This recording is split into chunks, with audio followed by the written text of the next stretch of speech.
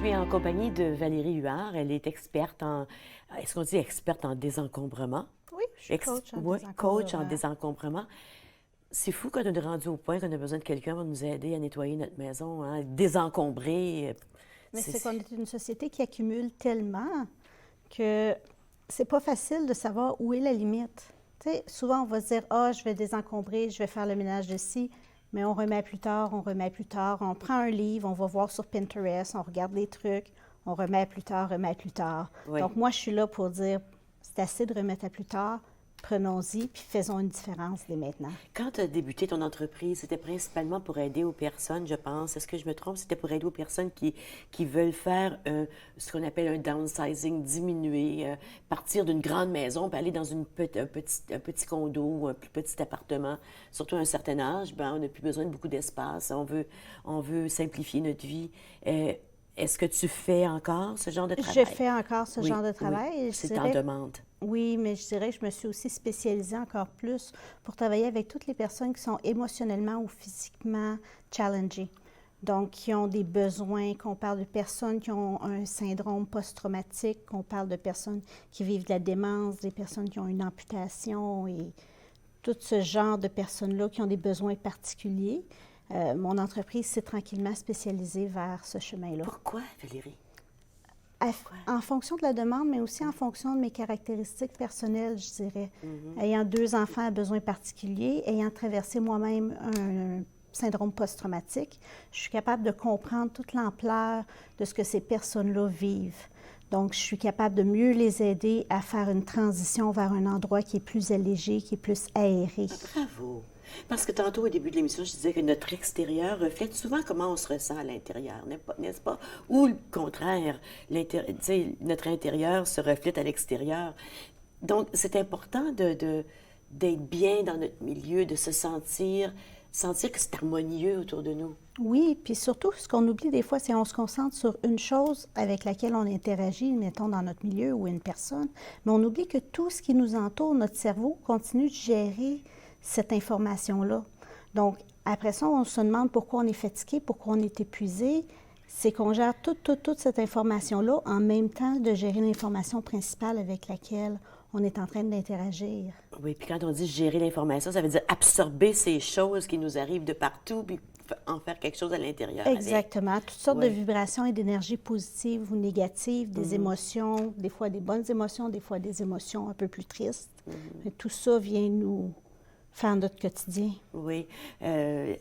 Aujourd'hui, tu nous parles surtout de comment organiser, comment se désencombrer de notre papier, de notre paperasse. Oui, bien, c'est la saison des impôts. Donc, je trouvais que c'était un bon moment pour parler paperasse. Oui, allons-y. Bien, avant de commencer à spécifier exactement pour la paperasse, j'aimerais spécifier qu'il y a des différentes options. On peut jeter à la poubelle, on peut recycler, on peut déchiqueter ou on peut storer. OK? Donc, ce qui est important, c'est que tout ce qui a notre nom dessus, si on vient à décider qu'on le jette, il faut le déchiqueter.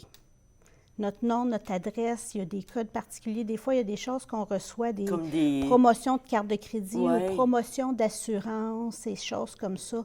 Déchiquetez-les. Des fois, je me dis, moi, tu sais, on reçoit dans une enveloppe une carte de crédit avec notre nom ou une carte d'une compagnie qui prête, je sais pas. Puis ils disent 3 500 $ à ton nom. Tu n'as rien qu'à appeler puis activer. Exactement. Puis partir avec cette carte-là ou ils t'en font parvenir une autre. Mais quand même, donc, on déchique ça avant de mettre ça au recyclage. Oui. Déchiqueter, ça veut dire déchirer. On n'a pas besoin d'avoir une déchiqueteuse. Je suggère fortement d'avoir une déchiqueteuse à la maison. Avec tous les vols d'identité qui se produisent actuellement, malheureusement. Particulièrement les personnes âgées qui se libèrent de beaucoup de documents qu'ils ont eus pendant des années. Je suggère un bon déchiqueteur ou sinon on met tout dans un gros sac bleu et on amène ça dans un diamond storage pour faire déchiqueter sécuritairement. Ah, oh, je savais même pas que ça existait, ça. Oui, il y a des services de papier en quelque part, ça déchiquette. Déchiquette sécuritaire, oui. Tous les papiers qu'on dit qu'on veut garder, que quand je veux dire on garde à vie ou on garde tant et aussi longtemps qu'on a la propriété, on a toujours un risque d'incendie, un risque de vol à la maison. Donc, on va scanner ces documents-là en plus de les garder. Donc, on garde la copie papier qui est très importante et on scanne une copie qu'on va demander chez quelqu'un dans la famille, des amis, qui garde un DVD. Donc, on fait une photocopie ou on la copie. Oui, exactement. Papier. Pour Puis on l'avoir. la donne à quelqu'un pour la mettre en quelque part. Soit ailleurs, papier ou soit électronique. Oui. De Mais là, si on façon. le fait électronique, il faut s'assurer de faire une copie de la copie électronique. On ne peut pas rien que la laisser comme ça sur une ordinateur. Non, mais c'est ça, la mettre chez quelqu'un d'autre. Ah, OK. La confier à quelqu'un en qui on a pleinement confiance. Donc, en plus de gérer mes affaires, il faut que je gère les affaires des autres qui m'apportent leurs affaires. Mais un CD, ça prend pas beaucoup de place. Non, t'as raison, une ça clé prend pas USB. ou une clé USB qu'on met dans un coffre-fort, Oui. mais ça peut sauver nos amis si, par exemple, ils passent au feu. C'est vrai. Parce C'est que vrai. toute l'information, qu'on parle de testament, qu'on parle de certificat de mariage, il y a des choses qu'on peut réobtenir via l'état civil. Il y a des choses qui sont beaucoup plus difficiles à mettre la main dessus. Oui. Donc, au niveau des papiers de famille, ce qu'on appelle vraiment nos papiers de famille, on va considérer le certificat de naissance. Ça, on le garde pour toujours. Ça, c'est à vie. Oui. On va considérer aussi, dépendant des religions, je ne connais pas toutes les religions, mais au niveau des chrétiens et catholiques, le certificat de baptême, le certificat de confirmation sont des documents qu'on va garder aussi à vie. Oui. Tous les certificats qui représentent une espèce de rite de passage ou qui est reconnu par une société quelconque comme étant important, il faut les garder. Exactement. Les documents, si vous inventez quelque chose, que vous obtenez les copyrights qu'on dit d'une invention, ça aussi, vous gardez ça indéfiniment. Même si quelqu'un vous achète votre invention, vous continuez de garder vos papiers. Au niveau des assurances, on a certains bénéficiaires et tout ça. Nos polices d'assurance, on garde le papier original quand on a signé l'entente. Et après, souvent, ces documents-là se répètent d'année en année. Donc, on garde l'année. Ils nous envoient des copies régulièrement, des mises à jour C'est régulièrement. ça. Qu'est-ce que notre On garde- assurance, sa valeur. On garde la dernière année et la première année. OK. Entre les deux, On on peut peut les jeter. déchiqueter ça. OK. Exactement. Le passeport, on le garde tant qu'il est valide, mais on le garde aussi pour faire un renouvellement de passeport si arrive à échéance et qu'on n'a pas renouvelé notre passeport avant Les vieux l'échéance. passeports, qu'est-ce qu'on fait avec? On est supposé les retourner à l'état civil. Ah bon? Moi, ils sont À Passeport empilés dans mon Canada. tiroir. On est supposé les retourner là-bas. Tu sais, ben regarde, on va aller à une pause, on poursuit. Il y a des documents, on ne se rend pas compte que des documents qu'il faut garder.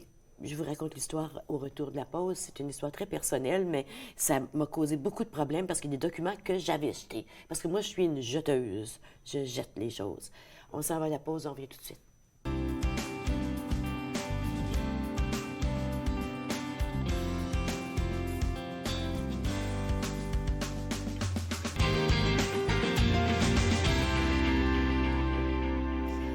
Il y a des documents qu'on pense que c'est pas important de les conserver. Je suis en compagnie de Valérie Huard. Elle est coach en désencombrement. Elle travaille beaucoup avec des personnes âgées, des personnes qui ont des problèmes des handicaps, que ce soit physiques, des problèmes émotionnels, des personnes qui ont besoin d'aide. Oui. Mais je pense qu'on a tous et toutes besoin d'aide quand c'est le temps de désencombrer. Mais moi, je suis une bonne désencombreuse, mais je jette tout. Et quand mon conjoint est décédé, ça faisait 30 ans qu'on était ensemble, on ne s'était jamais mariés. Puis, c'était de prouver qu'on était conjoints de fait. Et la seule façon que j'ai pu le prouver, c'est que j'ai retrouvé une copie d'une hypothèque d'une maison qu'on avait achetée ensemble, ça faisait plus de 30 ans. Puis moi, je pensais qu'on aurait pu l'acheter. Je ne sais pas pourquoi je l'avais gardée, celle-là. Mais c'est ça qui a permis de démontrer qu'on était conjoints de fait. C'est intéressant. Voyez-vous, normalement, on dit qu'une hypothèque, les papiers d'hypothèque, lorsque l'hypothèque est finie et qu'on ne possède plus le bien, on peut discarter cette information-là. Donc, dans le cas que vous mentionnez, j'aurais tendance à suggérer aux gens, scannez-les Oui. et laissez Absolument. partir le document. Oui, Fait qu'au moins, il y a une copie. Puis aussi pour le patrimoine familial, parce que moi, si mes enfants, mes petits-enfants, mes arrière-petits-enfants veulent voir où j'ai habité, il n'y a rien qui le dit, là. Je sais pas écrit, j'ai pas fait une liste des endroits où j'ai habité en nulle part, sauf ces documents-là. Exactement. Donc, OK, alors continuons. Donc, au niveau de ce qui concerne les propriétés, si on est locataire, c'est facile, c'est uniquement toute la période qu'on est locataire au même endroit. Donc, si on est locataire pendant 15 ans de temps, on va garder les papiers pendant 15 ans de temps, comme qu'on est locataire à cet endroit-là. Au niveau des contrats hypothécaires puis des quittances de prêt, parce qu'à un moment donné, on peut avoir fini de payer notre maison, c'est important de garder le papier de quittance tant et aussi longtemps qu'on est propriétaire de la maison. Les factures de réparation et d'entretien vont venir jouer un impact quand on va arriver à vendre la maison. Donc, c'est important de les garder aussi toute cette durée-là. L'inventaire des biens, c'est quelque chose qu'on devrait garder à jour. Comment on fait ça, un inventaire de biens? Un inventaire des biens, on peut le faire soit par écrit, ce qui est la longue méthode, ou sinon, aujourd'hui, par photo, caméra vidéo, on passe dans chaque endroit, puis on sauvegarde ça. Oui. Au niveau des papiers légaux, on a parlé du certificat de naissance. Le certificat de décès est aussi un papier que la famille doit conserver le plus longtemps possible parce qu'il peut avoir des retournements par la suite. Contrat de mariage ou contrat d'union de fait. Qu'est-ce que c'est un contrat d'union de fait? Un contrat d'union de fait, c'est quand les gens ne se marient pas et qu'ils habitent ensemble pendant un certain nombre d'années. Donc, on peut notarier le fait qu'on habite ensemble pour les enfants et pour tout ça. Okay. Donc, ça officialise que les biens appartiennent aux deux. Les jugements de divorce ou de séparation, aussi, on doit garder. Les papiers d'adoption, même si à un moment donné, l'enfant, son nom a changé et tout ça, qu'on a un nouveau certificat de naissance pour l'enfant, on se dirait, oh, on n'a plus besoin du papier d'adoption. Non, non, on a encore besoin de garder ces documents-là. Les gens qui ont été militaires, tous les papiers par rapport aux congés qui ont été utilisés, les transferts d'endroits, toute cette documentation-là doit être gardée à vie. Quand on est militaire, on appartient au gouvernement, comme on dit. Mon conjoint est militaire, oui. Donc, il faut vraiment garder ça jusqu'à tant aussi longtemps, oui. Même chose pour les mandats en cas d'inaptitude ou les procurations. C'est un autre document qu'on garde à vie. Puis, premièrement, il faut les avoir. Là. Il faut en avoir un document de procuration. Là. Ça, c'est quelque chose que je pense que tout le monde, on ne peut pas se mettre la tête dans le sable et s'imaginer que ça ne nous arrivera jamais. Moi, j'ai perdu mon mari puis mon frère l'année d'avant. Puis il y a 6 ans, un 6 ans, l'autre 5 ans. Et ni un ni l'autre avaient des documents de procuration, des testaments. Ça n'a pas été facile, non, hein? Ça n'a pas été facile pour personne. Donc, on n'est pas immortel, personne de nous. Donc, je pense qu'on veut faciliter la tâche pour ceux qui restent. Donc, allons donc. Puis on peut les faire maintenant en ligne et puis les faire, c'est même pas nécessaire d'aller voir un avocat. C'est mieux, mais c'est notarié. Tout ce qui touche les impôts doit être gardé 7 ans. Même des particuliers, même quand c'est pas les impôts du particulier. Et ça va jusqu'au point maintenant, vous savez, les cartes de transport en commun peuvent être déductibles d'impôts. Donc, les reçus de cartes de transport en commun doivent être mis avec le rapport d'impôt et gardés pendant 7 ans de temps. Donc, s'il y a des objets qu'on achète ou des soins médicaux que les gens réclament sur leur rapport d'impôt, toutes ces factures-là doivent être gardées le même temps que le rapport d'impôt, soit 7 ans. Donc, ça, c'est des choses, des fois, qu'on a tendance, on veut garder juste le document que le gouvernement nous renvoie, mais il faut garder aussi tout ce que notre comptable ou nous, si on est courageux, avons fait pour produire la déclaration de revenus. Dans les choses qui touchent un petit peu plus le quotidien, les factures de téléphone et de gaz, 3 ans. C'est surprenant. Il va falloir qu'on ait une pièce rien que pour garder nos documents. Mais ces choses, les factures de téléphone, de gaz, maintenant, c'est en ligne. Exactement. Donc, c'est pas nécessaire. On les sauvegarde. Puis même, on peut retourner dans le compte puis regarder les années précédentes. Les compagnies, ils gardent Heureusement, ils font ça. Oui, Mais dans le quotidien, si quelqu'un n'a pas d'ordinateur, ça existe encore, des personnes qui n'ont pas d'ordinateur. Donc, il faut garder les papiers. Ces papiers-là doivent être gardés 3 ans de temps, comparativement à l'électricité qui est uniquement 6 mois. Je comprends pas pourquoi. C'est en fonction des lois qui ont été établies. Oui, des fois, les lois sont bizarres. Oui, des fois, les lois sont bizarres. Il faut garder le téléphone 3 ans, mais l'électricité, 6 mois. Exactement. Pour quelle raison? Il y a un code à cette loi-là. Je n'ai pas retenu le nom exactement de l'article dans la loi. Les papiers de réparation, c'est 1 an.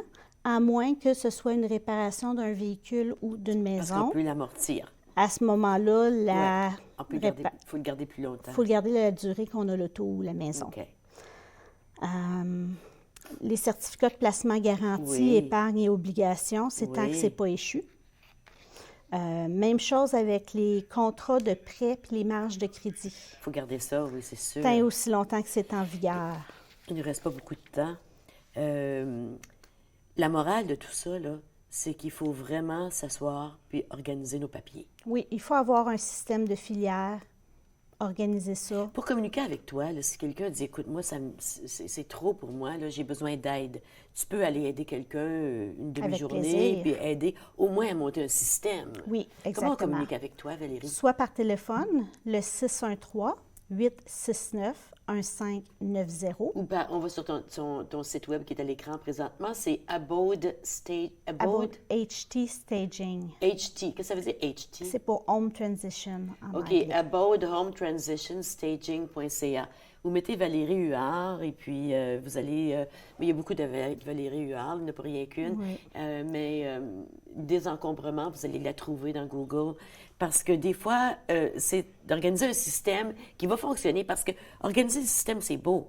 Mais le tenir à jour après ça, C'est une autre paire de manches. c'est une autre paire de manches. Donc, le plus Exactement. facile possible, le mieux c'est. Oui, et pour faciliter les choses, c'est d'organiser l'ordinateur en même temps qu'on organise le Exactement. système de filière de façon à ce que les deux Ouais. concordent Oui, ensemble. oui, oui. Écoute, on a-tu besoin d'un cours de comment gérer nos papiers?